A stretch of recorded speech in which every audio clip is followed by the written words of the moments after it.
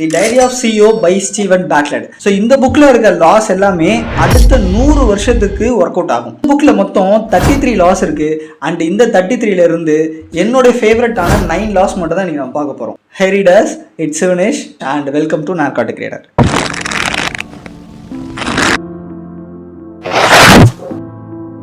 First law, fill your 5 buckets in the right order. அதாவது இந்த 5 பக்கெட்டையும் கரெக்டான ஆர்டரில் ஃபில் பண்ணுங்க. இந்த 5 பக்கெட்டில் என்னென்ன இருக்குது அப்படின்னா, what you know is equal to knowledge, what you can do is equal to your skills, who you know is equal to your network, what you have is equal to your resources, what the world think of you is equal to your reputation. இந்த 5 கொஸ்டினை use பண்ணி நான் ஒரு case study எடுக்கிறேன்.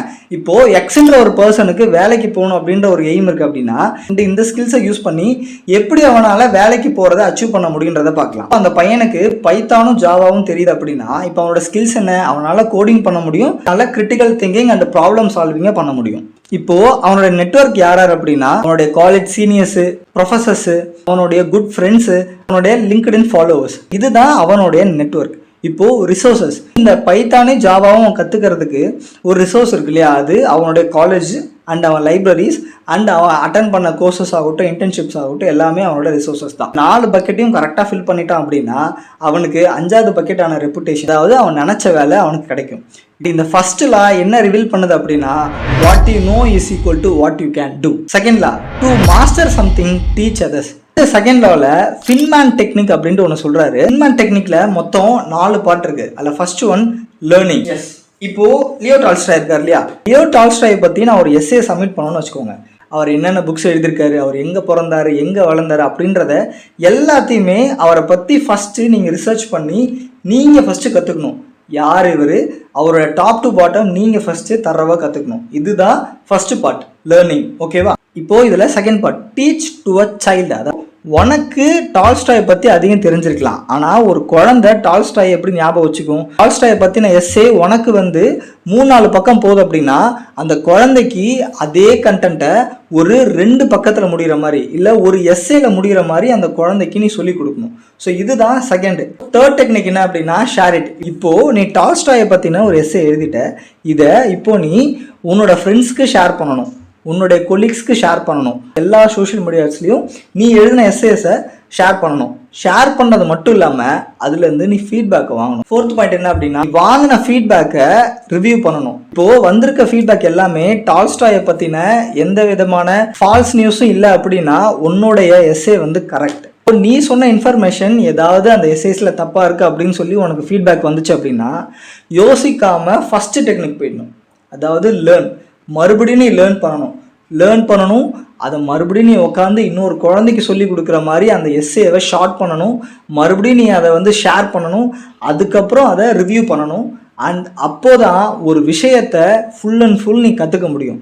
எந்த ஒரு விஷயமா இருந்தாலும் சரி, எந்த ஒரு ஐடியாவாக இருந்தாலும் சரி, இந்த ஒரு 4 டெக்னிக்கை பண்ணீங்க அப்படின்னா உங்களுக்கு அது லைஃப் டைம் மறக்கவே மறக்காது. Third law, the behaviour effect. Behaviour எஃபெக்டை நம்ம சிம்பிளாக புரிஞ்சுக்கணும் அப்படின்னா இந்த 2 வார்த்தையை திருப்பி போட்டாலே போதும். I will or will I. I வில்லுக்கும் வில்லைக்கும் என்ன டிஃப்ரென்ஸ் அப்படின்னா, ஐ வில்னா நான் பண்ணணும், வில்லை நான் பண்ணுவேனா, எஸ் அப்படின்ற ஆன்சர் மட்டும்தான் உங்ககிட்ட இருக்கும்.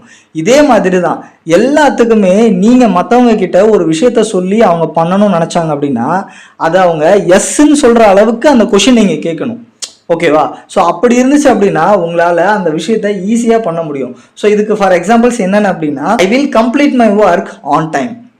Will I complete my work on time? Yes, you have to complete. Fourth law, எனக்கு இந்த 33 லா படிக்கிறப்பையும் அவ்வளோ ஃபயர் இல்லை. இந்த 4th லா படிக்கிறப்ப எனக்கு ஹீட்டட் பேஜஸ், அந்த 4வது லா அவ்வளோ ஹீட்டடான பேஜஸ். இது வரைக்கும் இவ்வளோ ஃபயர்ஃபுல்லான ரைட்டிங் எனக்கு படிச்சுட்டு புக்கை தூக்கி போடுற நிலமை தான். எப்படா ஒரு மனுஷனால் இவ்வளோ ஹீட்டடாக எழுத முடியும் கான்வர்சேஷனை அப்படின்ற மாதிரியான ஒரு ஸ்டோரி.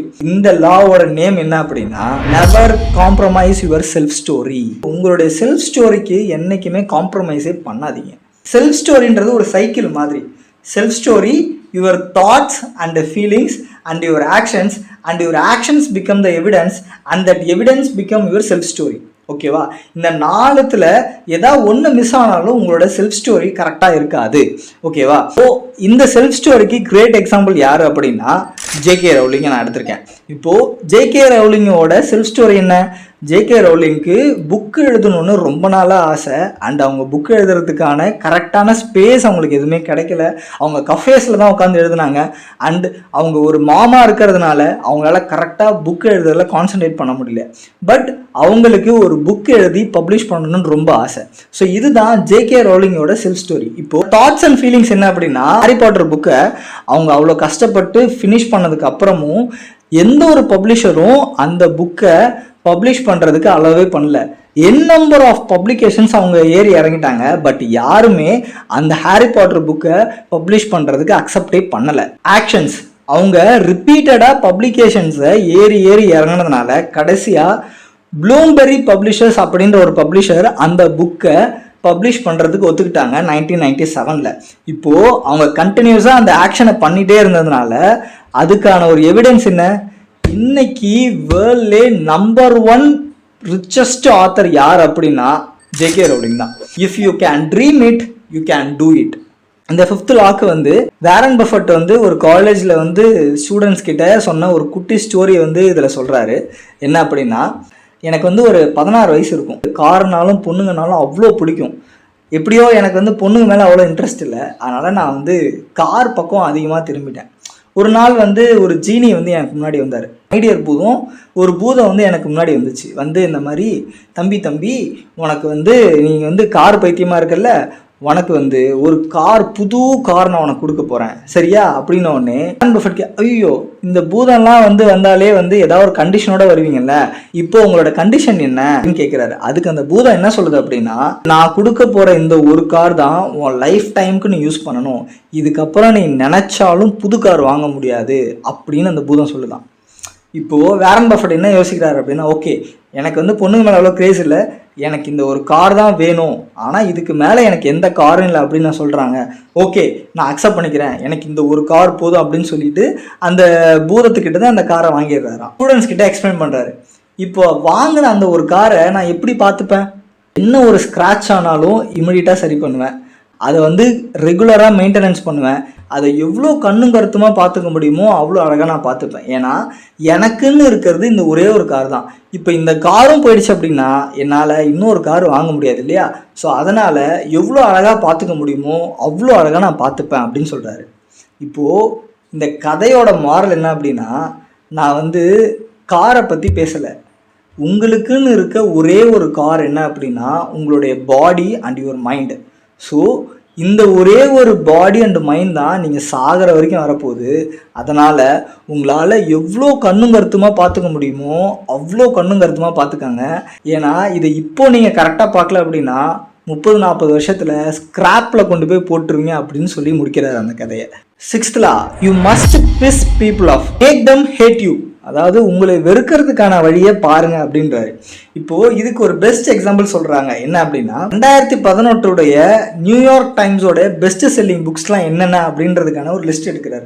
அந்த பெஸ்ட் செல்லிங் புக்ஸில் டாப் 3 என்னென்ன அப்படின்னா, the subtle art of not giving a fuck, calm the fuck down, 50 ways to eat a cock. The subtle art of not giving a fuck அப்படின்ற அந்த புக்கோட டைட்டிலை பார்த்துட்டு ஒரு 20% பீப்புள் என்ன பண்ணுவாங்க அப்படின்னா அவங்களோட ஃப்ரெண்ட்ஸ் கிட்ட ஷேர் பண்ணுவாங்களாம். அதாவது இந்த மாதிரி ஒரு புக்கு டைட்டில் இருக்குடா அப்படின்னு சொல்லிட்டு ஷேர் பண்ணுவாங்களாம். ஸோ அந்த 20% பீப்புள் பார்த்த அந்த டைட்டில் எத்தனை பேர்கிட்ட போய் சேரும் அப்படின்னா 80% ஆஃப் த பீப்புள் கிட்ட போய் சேரும்.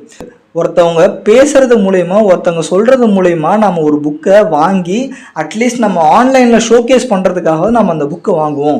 ஸோ அதுக்கு உள்ளேயும் அந்த கண்டென்ட் கரெக்டாக இருந்துச்சு அப்படின்னா அந்த புக்கு மல்டிமில்லியன் காப்பீஸ் செல் ஆகும் அப்படின்னு சொல்லிட்டு பப்ளிஷர்ஸ் ஒரு எஃபெக்டை சொல்கிறாங்க.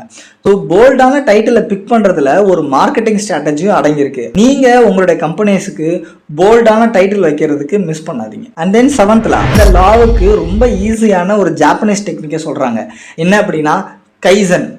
நீங்கள் ஒரு கம்பெனியை ரன் பண்ணிட்டு வரீங்க அப்படின்னா இந்த கைசன் டெக்னாலஜியை ஃபாலோ பண்ணீங்க அப்படின்னா உங்கள் கம்பெனியும் 100% இம்ப்ரூவ் பண்ணுறதுக்கான வழி இருக்குது அப்படின்னு சொல்கிறாரு. இப்போ கைசனில் 5 டெக்னிக் இருக்குது. என்னென்னா small changes big impact, eliminate waste, standardization, gemba and andon system. இந்த 5 சிஸ்டமையும் எப்படி டொயோட்டோ அடாப்ட் பண்ணாங்க அப்படின்னா, first one small changes big impact. Every day they conduct meeting. ஒரு நாள் தவறாமல் எல்லாருமே அன்னைக்கு மார்னிங் ஒர்க்குக்கு வந்தாங்க அப்படின்னா மீட்டிங் அட்டன் பண்ணாமல் போக மாட்டாங்க. Second point, eliminate waste. JIT அப்படின்ற ஒரு சிஸ்டம், ஜஸ்ட் இன் டைம்.